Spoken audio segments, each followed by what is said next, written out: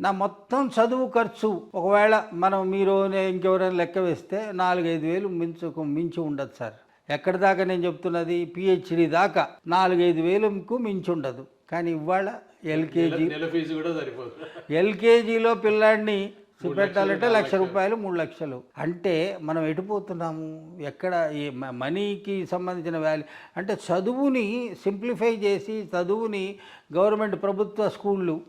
ప్రభుత్వ స్కూళ్ళకి మనం పోవడానికి, అయ్యో మీ వాడు గవర్నమెంట్ స్కూల్లో చదువుతున్నాడు, అయ్యో అట్టనా, ఏందది గట్ల చేసుకున్నారు, ఇది ఈ రకమైన పద్ధతి వచ్చింది.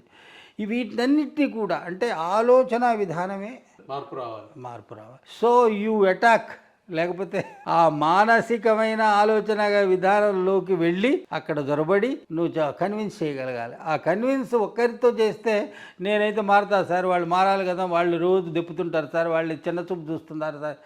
ఇప్పుడు మనం ఇంత చెప్పేవాళ్ళమే ఎక్కడో ఒక దగ్గర, ఒరే తమ్ముడు పెద్ద ఇల్లు కట్టుకున్నాడు కదా, వాళ్ళు ఇగో పక్కింటోడు మా మామ కొడుకు పెద్ద కారు కొనుక్కున్నాడు కదా, మనకే లేకపోయి అనుకుంటాం.